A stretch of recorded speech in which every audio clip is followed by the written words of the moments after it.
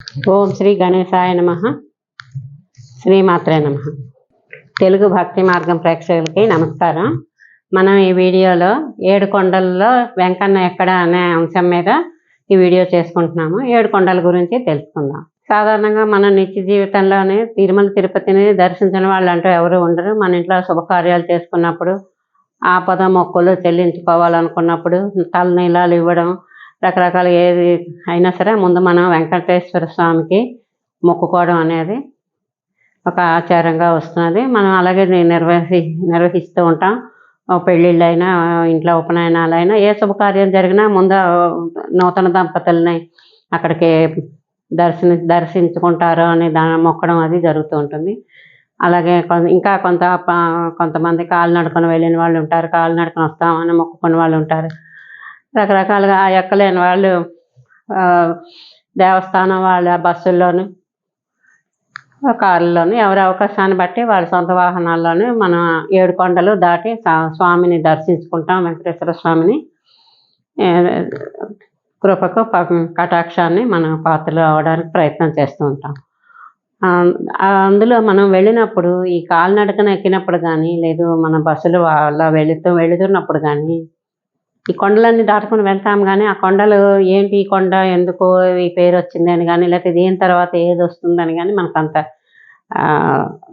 తెలుసుకోవడం కొంచెం తక్కువ ఉంటుంది. కొంతమంది తెలుస్తుంది. అబ్జర్వేషన్ మనం బాగా క్లీన్గా అబ్జర్వేషన్ చేసిన వాళ్ళకి కొంతమందికి అది చెప్పలేము. తెలిసిన వాళ్ళు ఉంటారు, తెలియని వాళ్ళే ఉంటారు. తెలియని వాళ్ళ గురించి ఈ వీడియోలో మనం కొన్ని సూక్ష్మంగా చెప్పాలంటే చాలా ఉంటుంది. వీటి గురించి తెలుసుకుంది ఏదో మనకు తోచినంతలో స్వల్పంగా చిన్న వీడియో చేసుకుని తెలుసుకుందాం. 7 కొండల్లో మొదటి కొండ వృషభాద్రి. వృషభము అంటే ఎద్దు.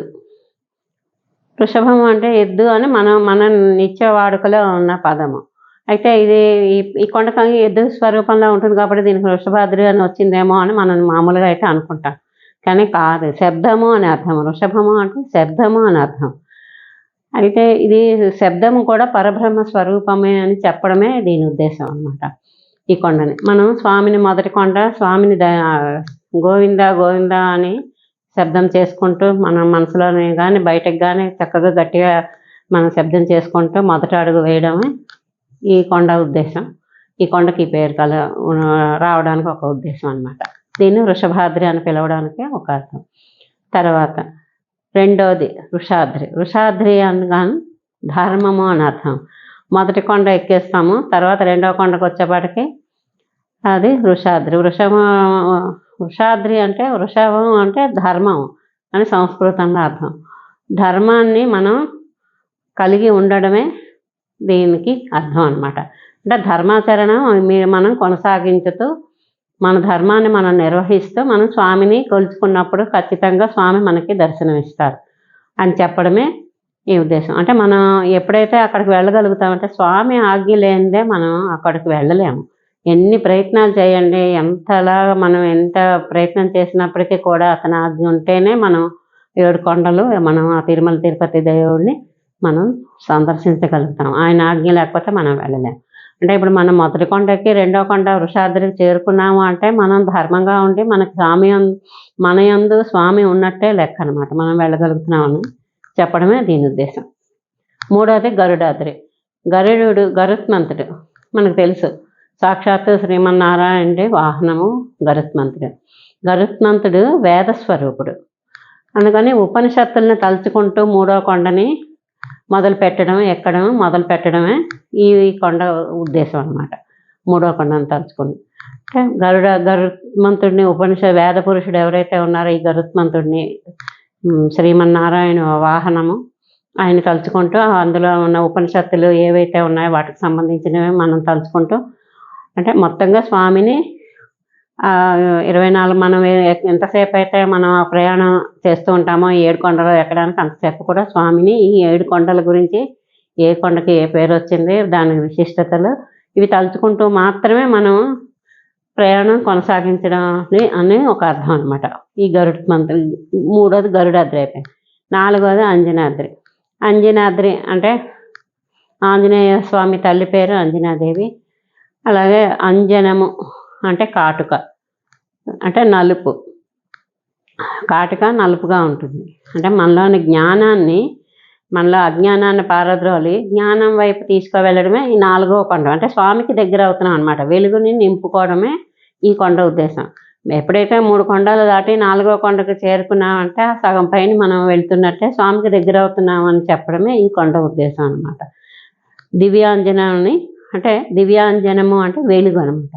ఈ దివ్యాంజనాన్ని కలిగి ఉండి మనం మనలోని అజ్ఞానాన్ని వదిలేసి స్వామిని నిరంతరం స్వామిని తలుచుకుంటూ అదే ధ్యాసలో 4వ కొండన ఎక్కాలి అని ఈ కొండ ఉద్దేశం.